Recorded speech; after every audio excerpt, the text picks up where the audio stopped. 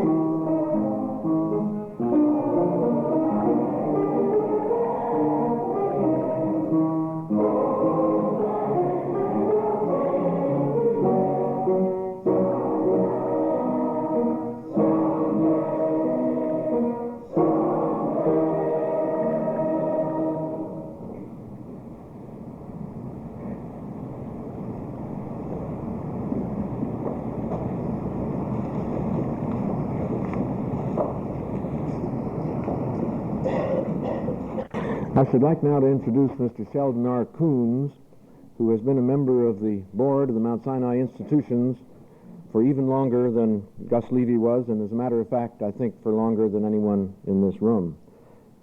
On Mr. Coons' shoulders fell the job of filling in as chairman, acting chairman of the board with the onset of Gus's illness, and we're very grateful to him for all that he's doing to maintain the forward motion that we had in the past. Mr. Coons. Thank you, Dr. Chalmers, Janet, friends.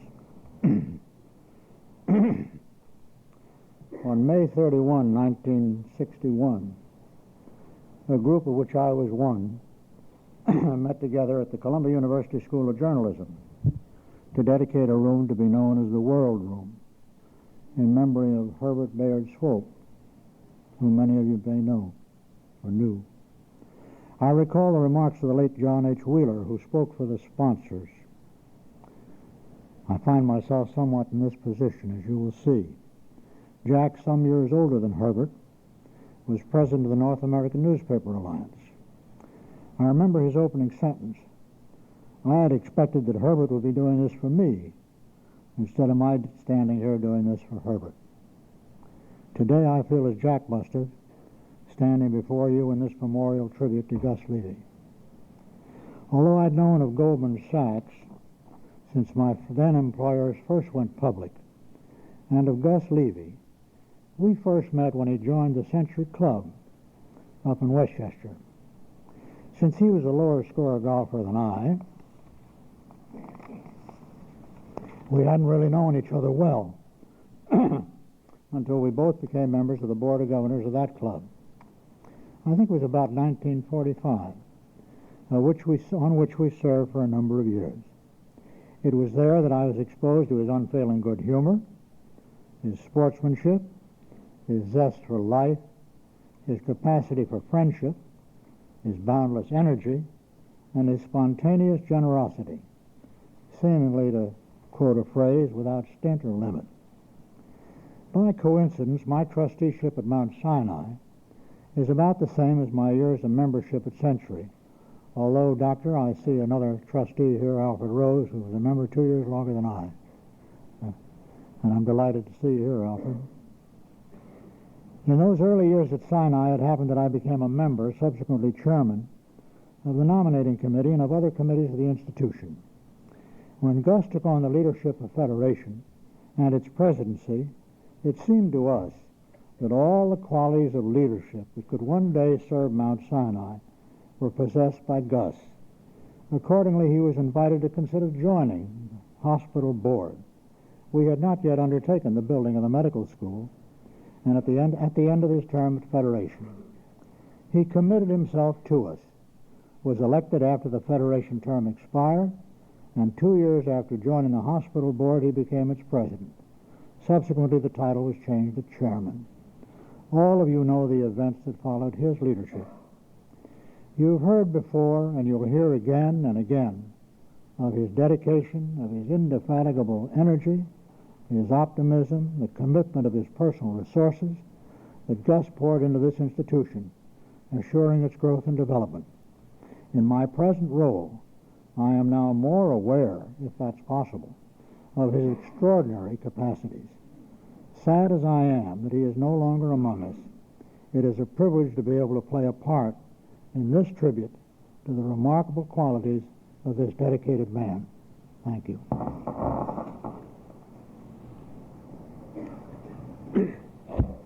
Thank you, Mr. Coons.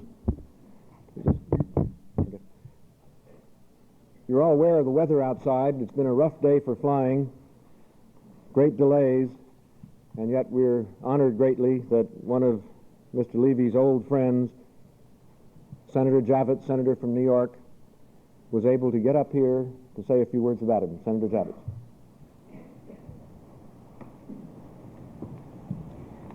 Well, thank you, Dean Chalmers. And I came because I just told Janet, and I think some of her family heard me, I think Gus would have come for me. In addition, in the interests of my continuance as a politician, I'm not here. I'm in the Foreign Relations Committee room in Washington, hearing the first executive session with Cy Vance, who is going to be our new Secretary of State. And any explanations, I'll refer to my many friends in the audience who know me well and know that I generally attend to the public business first and foremost. But I consider this the public business because Gus, both as a friend and as a public man, was really of critical importance in our country. And I believe, in speaking as I shall for the short time I will, I bespeak the views not only of myself, but of Nelson Rockefeller, who delivered magnificent eulogy to Gus, and of many other public men who touched Gus's life and whose life touched theirs. He was a closer. That's the greatest thing about Gus Levy. And there are lots of businessmen and financiers here, and there are doctors who understand that too very well. He was a closer. Gus left nothing unfinished. And if it had to be unfinished, then he was the first to close it himself. Say, that won't work, forget it. We'll go on to the next. This is an unusual and extraordinary capacity for a man to have. And everything he touched grew and prospered because he had touched it. And he had very few failures, everything considered, especially in that part of his life which dealt with philanthropy and the service to the public. And I might say to you, too, as I walked in here and looked quickly around the auditorium and saw Judy Genson Gerber's wonderful group, and I know a lot about Odyssey, it struck me that this is exactly what Gus would have wanted, that he's right here with us. It had the sophisticated touch of New York, the aura of success, and it also had the unbelievable human sympathy, which is evoked by these voices. And you all know exactly what they mean, I'm sure, if you're a New Yorker. The other thing about Gus, which was enormously pleasing to me, was his own nature. I had breakfast with him only a very few days before the end came, and he almost was mad at me because I had suggested that we have breakfast a half hour later than he generally does, and that was very early for anybody, including me. And by then Gus had already had his morning run and his exercise and was full of ebullience and the most profound interest in everything in the world. And it was this character which is very well described in the obituary in the New York Times by one sentence, which I'd like to recall to you because so many of us here knew him so personally. That sentence is that one of his associates is said to have authored the following statement, quote, "He would give you hell at 9:30, and at 9:32 talk to you rather calmly about something else."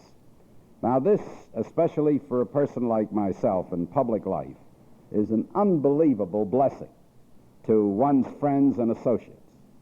We have so much that's vexatious, so many reasons to be nettled and annoyed and angry, and rightfully, and yet so much business to do, that this fantastic, compassionate nature, and yet you all know he could be tough and decisive when he needed to be, was one of his very, very greatest attributes. And finally, I come here because this very building and the whole concept of the Mount Sinai Medical Center embodies so much the spirit, the purpose, the aspiration, the determination of Gus, to join with you in the appreciation of his role as a public man, as well as a philanthropist, a financier, and a leader. I could give you a whole list of problems which Gus took up with me. They concerned, for example, the progress of medical education and what we would do about stimulating the production of more and more doctors, to which this center is a very, very major contribution. He talked with me about union problems with the staffs which man the hospitals in New York, where these problems were and continue to be sources of a great concern, especially to hospitals like this, which are not, in essence, government hospitals. He talked with me about the dollars that were to be devoted to research in the major diseases, cancer, heart, stroke, and so on. He talked with me about foreign medical graduates who we need because of our own inadequacy in the number of people that we have professionally equipped to serve many of the cares which we are concerned with. Finally, he talked with me very frankly about national health insurance and what would happen to institutions like this and to the whole pursuit of medicine as a profession and as an art, because that's really what it is, as much as a profession. As time went on and such broad needs were created, regardless almost of our ability to meet them. In all of these things, notwithstanding his own prejudices, and he had them just like I do and you do and everybody else, he demonstrated a quality of objectivity. He may disagree, but he certainly understood arguments on the other side. And beyond everything else, though I never heard him say it, he lived it. Gus Levy had one trait. He had the capacity for feeling that he had been persuaded. There was nothing ever so stiff-necked in Gus or so opinionated that he wouldn't be able and willing, and indeed gladly, to say that you've convinced me, we'll go that way. Altogether, a recondite, an unbelievably lovable, distinguished man and servant of his own Jewish people and of the people of America. Truly a world citizen in terms of his heart and his mind in its finest sense. And if what we learn and have learned since we were knee-high about life and death and what it all means has validity, and I believe it does, as I know all of you do, then it certainly may make us feel good, not bad, about Gus Levy, because he has passed away. He was here, and he made a significant mark, and the stream that runs through life is pure and better because he was here. Thank you, Senator. Your reminder of his importance to the national scene reminds me of a brief story. When I first came to New York, as a new man on the block, I was made president of the Associated Deans of New York Medical Schools, and I thought that was a great honor, but it quickly became apparent to me that the other deans had in mind that they needed some national leader to carry their torch beyond where he had carried it in just New York, and that they had in mind that Gus Levy had been so successful as the head of the Mount Sinai institutions and so successful at the New York level in dealing with health manpower problems that now he could be a great help on the national scene. So he took over as president of a new group of advisors to the Associated Medical Schools and did the same superb job that he has done with all the other things that he has tackled. You mentioned also his ability to make quick decisions. I'm sure Janet Levy will forgive me if I tell one brief anecdote which she told me, that Gus had once said to her, "I may have made some wrong decisions in my life, but I never wasted any time making them." I should like now to introduce Dr. Hans Popper, the first Gustave L. Levy Distinguished Service Professor of the Mount Sinai School of Medicine. Dr. Popper, as you know, has been at Mount Sinai since the 1950s, and after becoming chairman of the Department of Pathology, he served as dean and then as acting president and dean, and then as president and dean during the interim between Dr. James' death and my arrival on the scene. Dr. Popper and Mr. Levy were very close, and as a matter of fact, one of the things that persuaded me to come to New York was Hans Popper's reassurance that although I had never dealt with trustees before, he said dealing with Levy was a great experience and I needn't worry about it. Hans.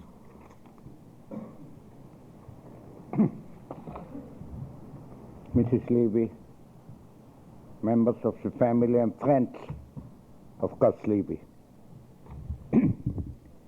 I am a representative of the past, a member of the faculty group engaged in the planning of the Mount Sinai School of Medicine. The history of the school is a tribute to Gustave. We all are aware that we would not assemble in this room were it not for its energy, dedication, leadership. But the details of the school's development are an accolade to a man who, in addition to his far-flung interests in other humane and civic activity, became an academician in his own right.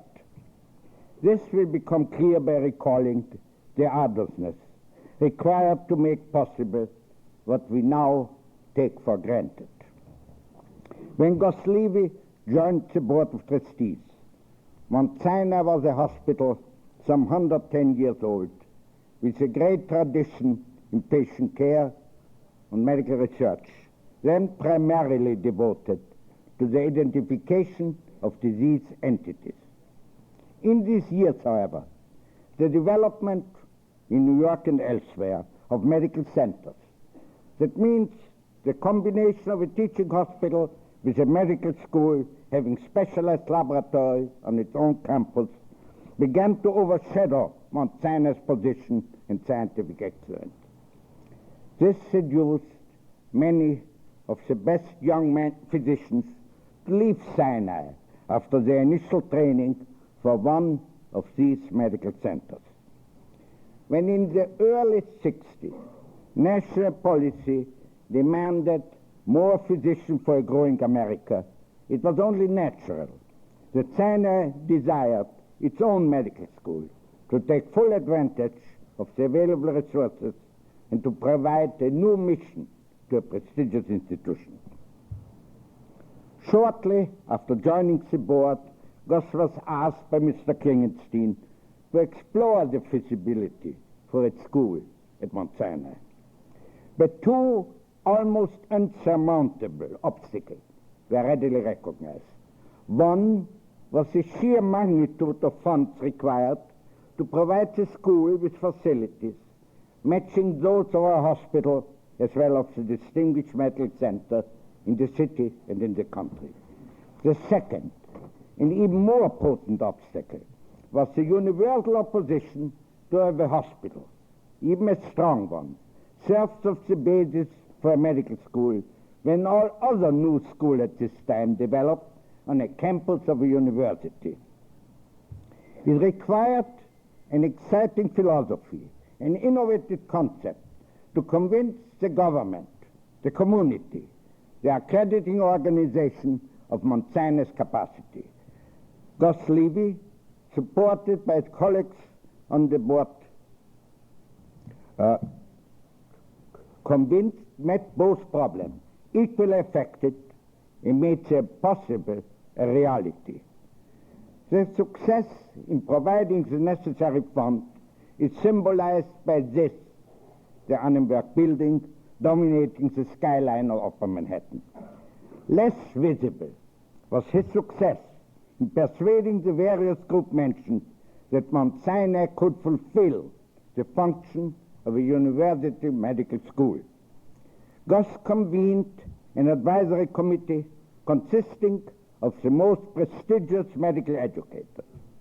With them, with some members of the board, most of whom are here and also deserve recognition at this time, and with some of the staff, hammered out the philosophy under his leadership in long, often heated discussions.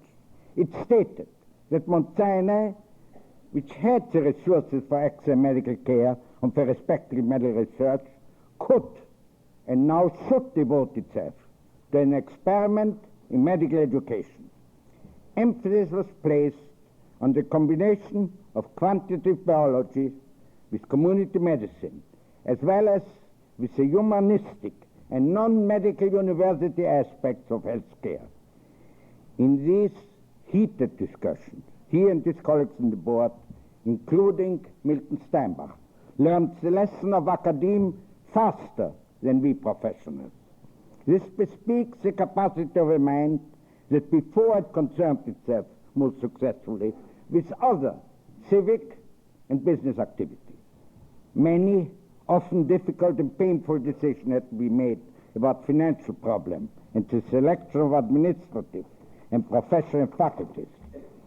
Gus made this decision rapidly and courageously, saving years in the development of the school, as Tom Chalmers just now pointed out so well. It was his dedication, persuasiveness, and charm which convinced initially hostile visiting committee to grant Mount Sinai Medical and Graduate School in cooperation with the City University, something which now, only a few years later, we take for granted. Although not all ambitious plans in medical education were realized, partly because of the changing climate in the nation, they were the basis of the Mount Sinai Medical Center, which now prides itself having assumed under his continuous and courageous leadership a respectable position among the health-devoted institutions in New York, in America, and indeed in the whole world. We lost a leader, we lost a friend, difficult, if not impossible to replace. However, now a firm basis has been laid. His task has been accomplished, and Mount Sinai can assure Mrs. Levy and his family, Gus's friend as well as the nation, of its dedication, not only to keep his memory alive, but also to continue to strive for the goals which have been set by Gus Levy, the man who made the Mount Sinai School of Medicine. This brief account of his bold and inspired leadership, financial as well as intellectual, justifies, I hope, my opening statement that Gus Levy, whatever have been his other activity, became an academician in spirit and action.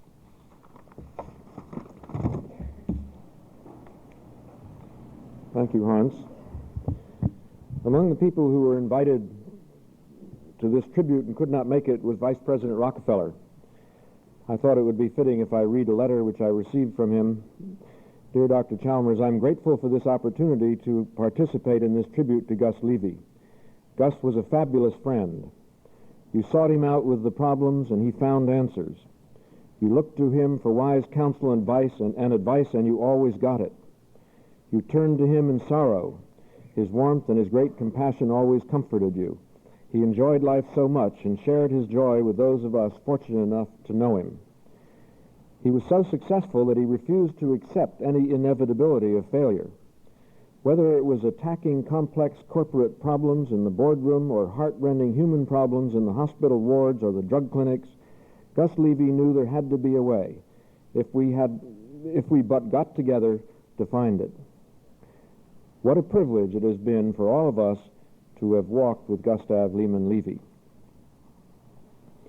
I should like now to ask Dr. S. David Pomrinse, Executive Vice President of the Medical Center and the former director of the Mount Sinai Hospital, who has been guiding the institution these many years with Mr. Levy. Dr. Pomrinse. Thank you, Tom. Thank you, Tom. We men and women of Mount Sinai, and I consider that all of you who have come today are in one way or another a part of Mount Sinai, have come together to recognize publicly and formally the loss of one of us. In the words of John Donne, no man is an island entire of itself. Every man is a piece of the continent, a part of the main. If a clod be washed away by the sea, Europe is the less, as well as if a promontory were, as well as if a manor of thy friends or if thine own were. Any man's death diminishes me, because I am involved in mankind. But Gus Levy was no ordinary man to be ritually mourned by his colleagues and remembered well only by his family. Gus Levy was special. Gus Levy was a giant, and Mount Sinai was built by giants. Whatever he touched flowered. He had the vision to dream himself and to respond to the dreams of others, translating those dreams into reality. He brought to bear extraordinary skills in organization, finance, government, fundraising, and management, and blended them all into a quality which is best described as leadership, inspired leadership to which all responded.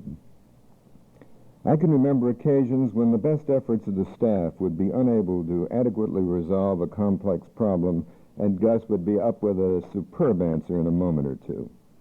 Always far too busy and impatient with trivia, he would identify the significant issue in a mass of detail and somehow find the time to spend reviewing important questions, or helping to find new people to come to Mount Sinai in senior positions, or persuade those already here to stay.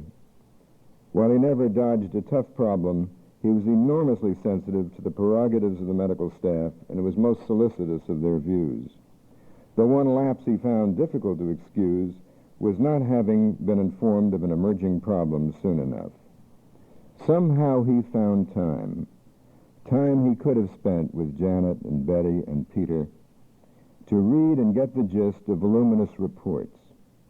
He would then send data he considered pertinent to Mount Sinai from some of the companies of which he was a director to me to see if we could apply it. We talk often at Mount Sinai about the pursuit of excellence. This is not a virtue reserved only to scientists and physicians. Gus Levy lived it. He could not tolerate work that was less than perfect, and often showed his frustration and exasperation when mediocrity seemed to be showing up. He knew that unless the highest standards were insisted upon, a downward spiral of quality would start, and the Mount Sinai he left would be less than the one he inherited, and that he would not have. He demanded the best, and he usually got it. All of these personal characteristics were combined with the dream, the creation of the medical school. In Mount Sinai's history, there have been a number of giants, both physicians and trustees. Gus Levy was the right man at the right time. He needed a project of sufficient scope to engage him fully, and Mount Sinai needed a trustee leader capable of bringing to fruition the dreams of Hans Popper and his colleagues. Fortunately, we found each other, and generations of patients and students will benefit from this serendipitous match. Patients to whom Gus's name may be unknown will be cared for in sharply upgraded and modernized facilities, and 100 students a year will find an intellectual home here. Faculty, staff, and employees can labor together to keep Mount Sinai at standards of which Gus would approve. We pledge ourselves to keep his standards ever before us, and to assure that the Mount Sinai each of us leaves behind will be a little bit better than it was when we came. Gus gave in uncountable ways so that we could have the chance to contribute, and each of us must dedicate ourselves anew to carry on in his memory to create an ever greater Mount Sinai. We have lost a great friend. We have lost an inspired leader. We have lost a part of Mount Sinai. As the poet said, "Any man's death diminishes me because I am involved in mankind, and therefore never send to know for whom the bell tolls. It tolls for thee." Goodbye, Gus. Thank you, and God bless. We will keep the faith.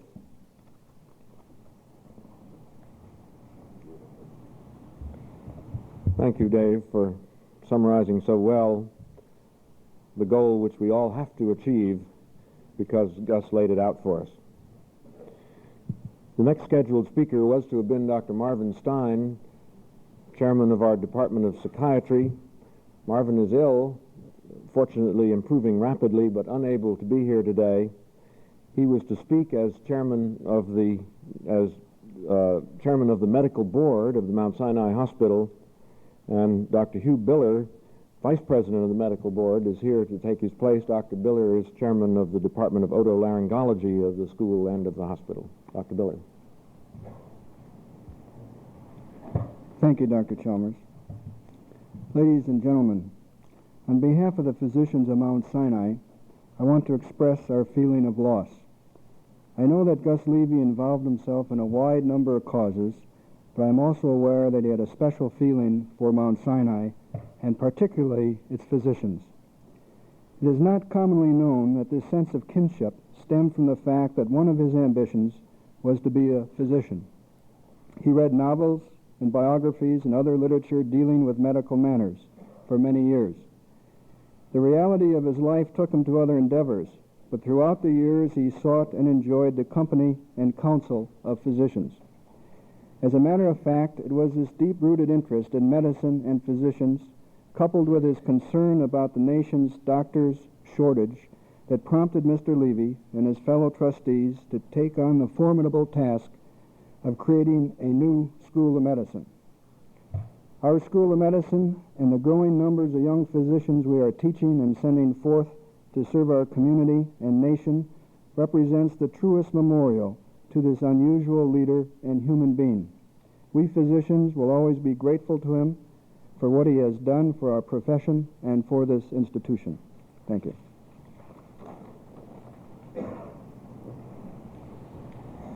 I hope it won't be considered too concerned with the medical profession for me to say that I'm listening to some of these tributes. I've been reminded again of the thought, my God, what a doctor Gus Levy would have made.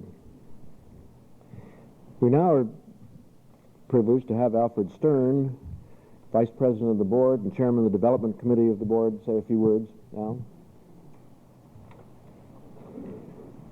Thank you, Tom.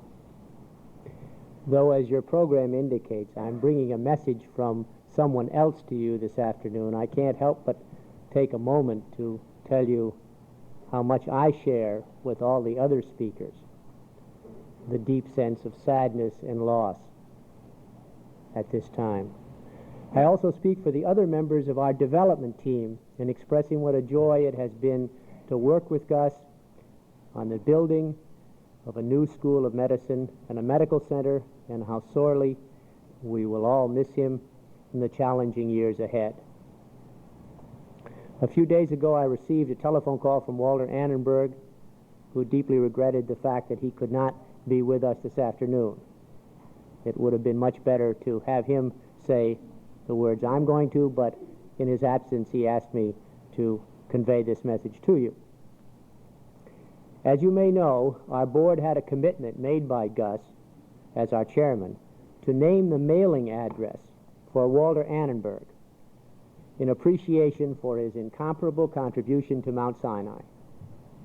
The name of Annenberg for this designation was justly merited in view of Walter's exceptional generosity, and in particular for the spark he provided to help us in the final completion of our extraordinary capital expansion with a matching gift program which he started.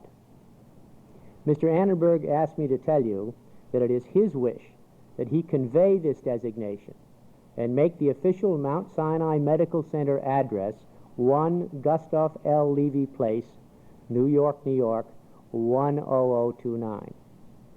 Henceforth, all of the mailing envelopes, stationery, and anything having to do with the Mount Sinai Medical Center will bear that designation. Walter thought this would be the most appropriate and lasting tribute that he could bestow upon the man who, more than any other individual, was responsible for the greatest step forward in the 125-year history of Mount Sinai.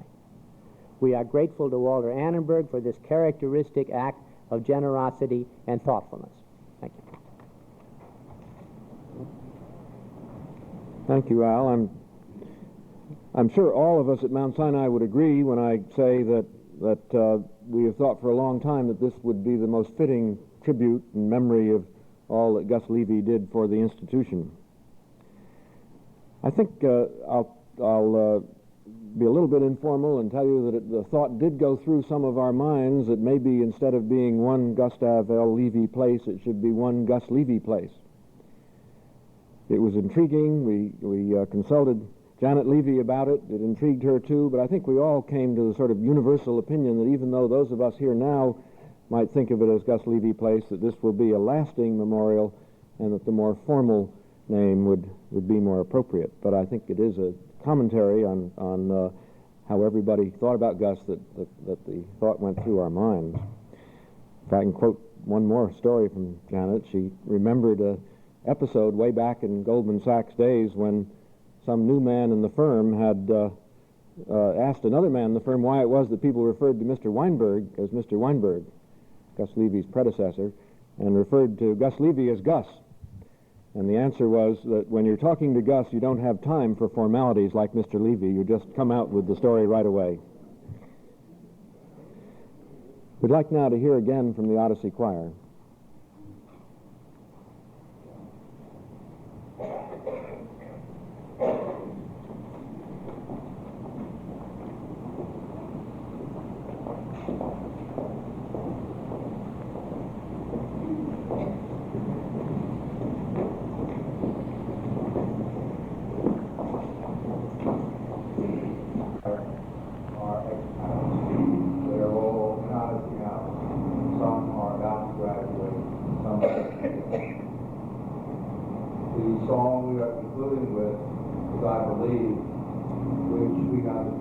Several years ago of singing at the Hilton Hotel when Gus, when they call him Gus, I know him already, he was there as our man of the year.